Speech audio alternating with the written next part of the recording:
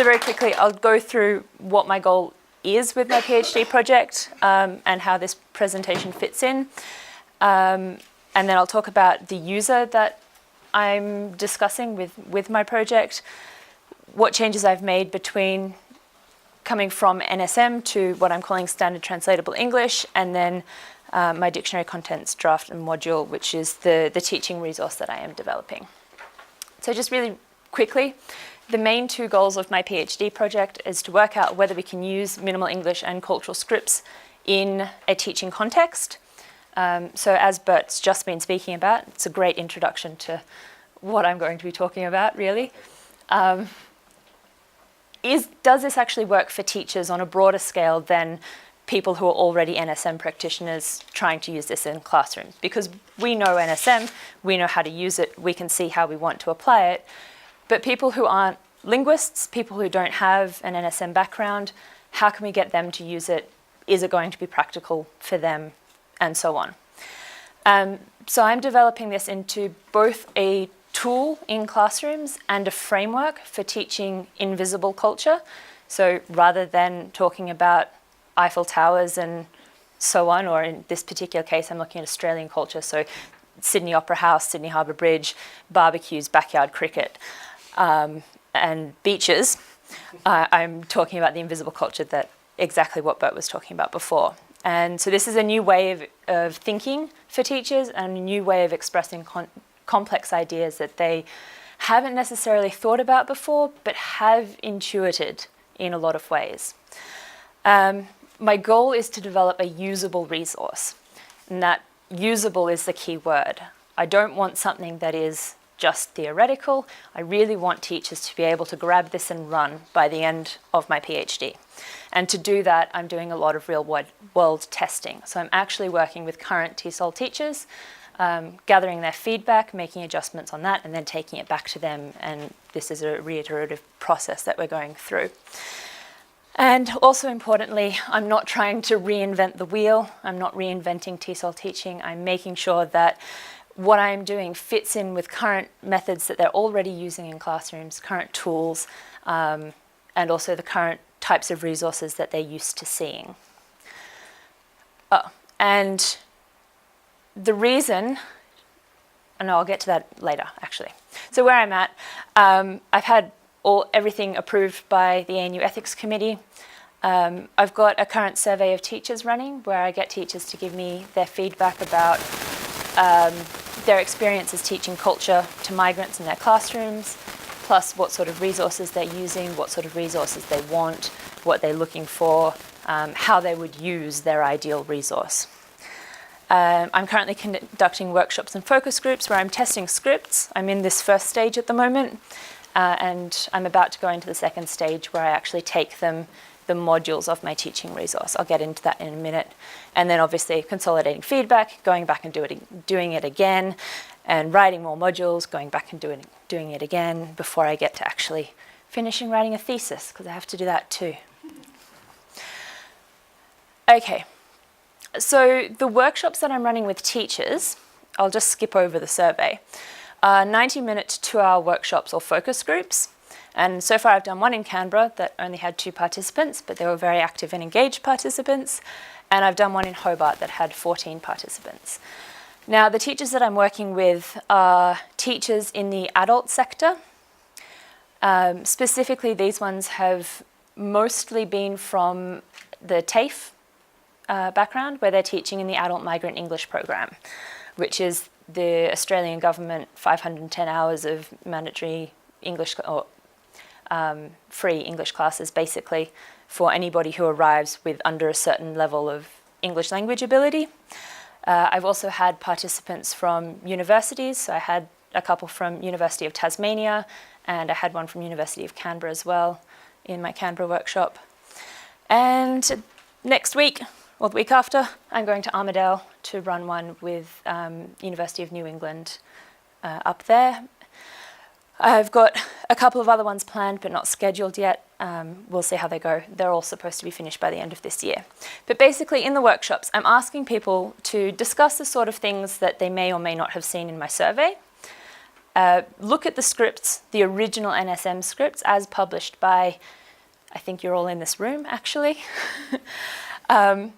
discussing their first reactions to it, what they thought, whether they understood it, whether they agreed with it, whether it's what they want their students to learn, and so on. And then how could they use them in the classroom? How would they intuitively teach this topic in the classroom versus how would they use the scripts to teach this topic? And then if they were going to use the scripts, what do they want? What do they need to be able to do that? Talking about user needs. So I've already given you a brief overview of who my users are. That is, they are the teachers themselves. My users, unlike Bert's project, my users aren't the students, but they're actually the teachers. So the resource that I'm developing is not going to be copy out this script and give it to your student and hope that they learn the cultural values in it, but it's a way that teachers can read and understand these cultural values before they try and teach them to their students. And I'm hoping that they'll be able to use some of the same language in teaching, or the same language in teaching this to their students, but the readability is for the teachers themselves, not for students. Which brings me to why I am talking about Standard Translatable English and not Minimal English. And that's because in the first couple of rounds of workshops that I did, this was not part of the research, but this was professional development workshops that I ran with teachers in the ACT. So there was about 30 teachers overall across 2 different workshops.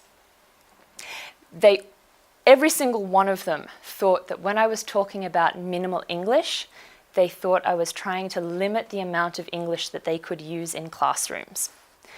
So they were very, very against the idea of using minimal English simply because they thought that I wouldn't be progressing their students' English language ability. And I thought that's the first step in, will teachers actually take this up? If they're turned away by the name itself, they are never going to use this. So I changed the name to Standard Translatable English, which was an alternate name that we discussed in 2015 that I personally really liked. And teachers have been very enthusiastic about that idea. It's clear to them. It reads like a way of using language that they're used to. They've been much more enthusiastic about it. Phew. So the other thing is that the users I'm looking at are teachers of adult migrants specifically. So I'm not looking at people who exclusively teach exchange students. I'm not looking at people who exclusively teach people who are only here for a couple of weeks and just doing an intensive English language course before they go home again. I'm looking at people who are teaching students who are staying here for a long time. They're here to do a full degree, or they're here to live and work. They're here because they've married somebody. They're here because they're in Canberra, part of the embassy, and so on. So the point in that is that the teachers are actually trying to enable their students to learn as much as possible and to live as comfortably as possible in Australia. Now, with the teaching materials, the feedback that I've gotten so far is that everything that I present has to be really well contextualized. So it has to make sense in some sort of a practical situation. Where would students encounter this? Where would they need to know this information? Where would these cultural scripts become active in their conversations? All that sort of information. So, but also the classes. So where would teachers be able to fit this into their curriculum that is already developed that they cannot deviate from in Australia? Difficult. The resource also has to be really practical. They have to be able to use it as a resource straight away without having to develop their own materials from it, without having to develop class plans themselves. So if it can include things like class plans, that would be useful, and so on. And the accessibility of it was another one that came up a lot, in that it needs to be digital. This is a problem, but we'll worry about that a little bit later. At the moment, I'm working on a hard copy simply because of budget and ability more than anything else. But I know that the digital resource would be more useful for them. Okay, so this applies to both the resource as a whole and the individual scripts that we're looking at. So from this, we then get into the nitty-gritty and discuss exactly what they think about the scripts and how they react to that. So the changes between NSM and Standard Translatable English that I have put in specifically is, of course, I've added a whole lot of new molecules, which we've already seen through Minimal English. Some specific ones that I've found are going to be very useful are things like write, read, play, learn, and as well as all the other universal ones. They're the ones I've currently added in, but this set might expand depending on what other feedback I get. But the other thing is that teachers really want to be able to add words in from their recent classes. So as soon as they know that their students completely understand a word or a concept, they want to be able to use it for their next classes. And so naturally I said that that was entirely up to them and they're perfectly able to do that. The grammar is changing a little bit in standard STE. So I'm using a lot more pronouns, he's and she's and I and you, and even theys rather than someone's and somethings. I'll show you why in a second. Tenses, I've seen this a lot today in Minimal English, but this is actually something I asked the teachers about. I'm not quite sure exactly how many tenses I'll include, but the present progressive was present continuous was one that they really, really wanted. So I'll be including that. And subordinate clauses, I'm not sure about. The old debate about I know that this is the case, I think that. Haven't decided on whether to include that or not. I'll get more feedback from teachers. And then changing the style, just the whole feel of the scripts. So apart from just using the pronouns, I'm also introducing names. So it's really easy for students to know who is who throughout a script.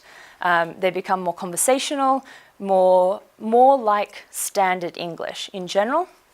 We're also using inline examples, which is from an example script of Cliff's that we can have a look at later. And as I said, as close to standard Australian English as possible. I'll show you what these changes look like. So this is a script which I have not put the reference on, but it is from Cliff and Rahel Kramer's recent paper this year. It looks like a script, is the point. So the first thing is how it looks like standard Australian English when we're teaching it. So you teach students to do capital letters and full stops and all that sort of thing, and these don't have it. And that was one of the first responses, that they want to keep that standard teaching coming through. So we'll be changing all this to look like normal sentences. The second one is all the line breaks. It's hard for teachers to understand, to grasp intuitively what the line breaks are actually meaning. So we've got rid of a lot of line breaks. This is the someone and someone else problem. The red ones refer to the same person. The purple ones refer to another person. The green one is nobody at all, just people in general. But you've also got this someone, here I've got a pointer, don't I? Here we go, this someone here and this someone else, but this someone here are actually different people. And teachers were finding that their students and everything would just find that a nightmare, so we've changed that too. And finally, there's a lot of these qualifiers in scripts which add a lot of information as far as what linguists are trying to achieve, but doesn't necessarily add a lot of information for what teachers are trying to achieve. So some of them have stayed, but there's been a lot of question about, is this really necessary when you're teaching your students? Is that can there? This someone can know this? Is that absolutely essential? So after all of these changes, and a few other stylistic ones, like I've numbered the parts differently, or slightly differently, you might notice, we end up with this.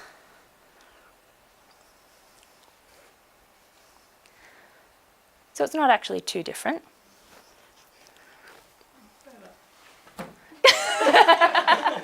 Oh, I like that. But it looks quite friendly, I think. It's easy to read, it's clear, and I have this idea that teachers don't necessarily need the full script to be able to explain something to their students. Students might understand 80, 85, 90% of what they're being taught without scripts, but they might not get this internal thinking part. So maybe the teacher just needs to pull out section 5 and they just explain that to students and they'll understand it as clearly as possible. So that's why I've spaced it like that, and so far I'm getting good responses from this. We'll see when it goes into the module. So the resource that I'm doing is I'm calling a cultural dictionary, and I am starting to run out of time. So I have modules or chapters, but I'm calling them modules because they'll have activities and things in them as well. These are the 11 core modules that have come out of the survey that teachers have said that students struggle with in learning these concepts of Australian culture. And just to illustrate, I'll expand on what the humour one looks like at the moment. So this is the sub-contents, I suppose, of this particular module. I'm still adding in a lot of things to this one, and perhaps I'll take out some things as well, depending on what students struggle with. And you guys can be the very, very first to actually see the draft of this module. I will reiterate that this is a work in progress, so there's a lot of blank spaces, and this is very, very draft. So Anna, please refrain from marking the scripts, and Cliff. The ones you'll see are bounded in red. I basically sketched up very, very quickly. They don't have linguistic evidence to support them. They're native speaker intuition only. So yes, I'm not too worried about the exact content of the scripts, more the general idea of what's in the module itself. So just to illustrate that the resource won't just be exclusively scripts.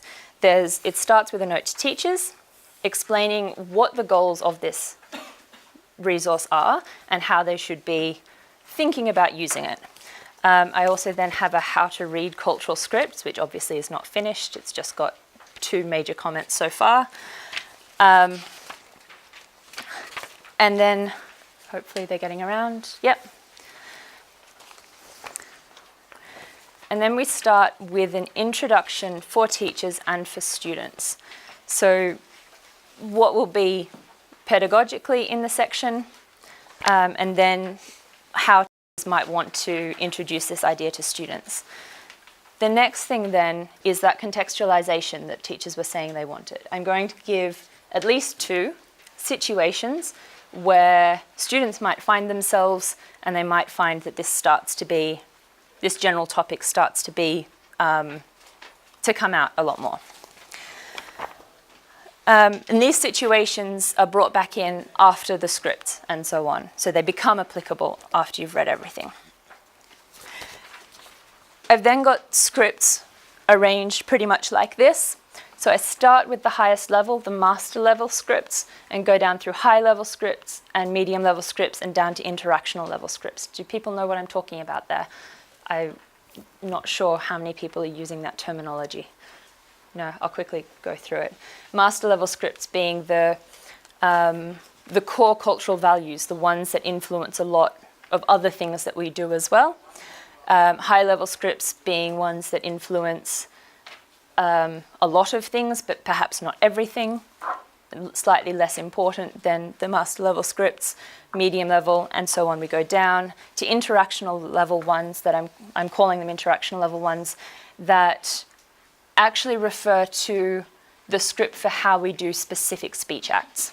So how one might disagree with somebody, exactly how you might say a compliment to somebody in that particular language, and so on. But I'm also going to include, so in the one that you have, I've sort of color-coded them. So the darker the box is, the higher level it is. And the really light-colored boxes are the explication boxes, where I'm actually looking at a phrase that is used in Australian English that they need an explication for. The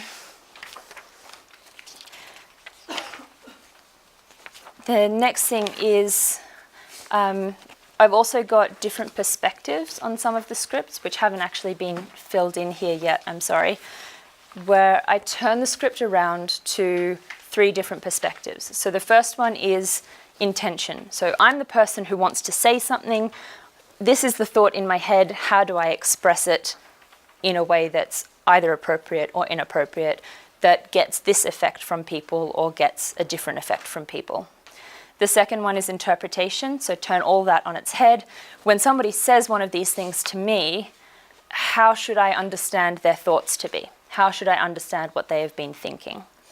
And the third one, which is on page 10, is interaction, where it's basically a turn-taking sort of scenario. One person says this, the other person says something else, but there's a thought process in between of what happens.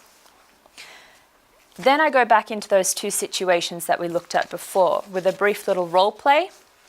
And this was something that teachers came up with again and again and again and again. I need role plays to be able to teach this to my students. I would do role plays in my classroom. How can I incorporate role plays into this?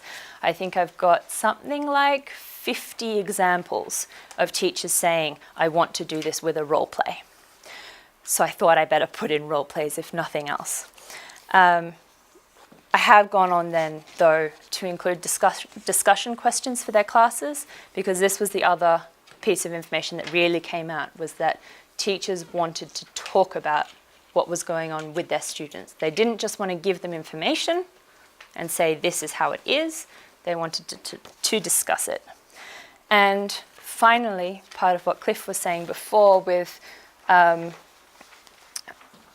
people from different backgrounds needing different information because it was against their cultural norms and so on. Instead of including it in the original scripts, I've put in a space to include it for the large range of backgrounds that we have. And the simple reason for that is teachers in Australia teach with students from up to 20 backgrounds in a single classroom. It would be impossible to have all the scripts required for all the different backgrounds of every classroom that I would hope this would be used in. So I'm trying to do, say, a few very different ones so that the discussion can be had around the types of things that are different and how they might address those differences in classrooms. And that's basically it for me. This is where the scripts have come from, basically.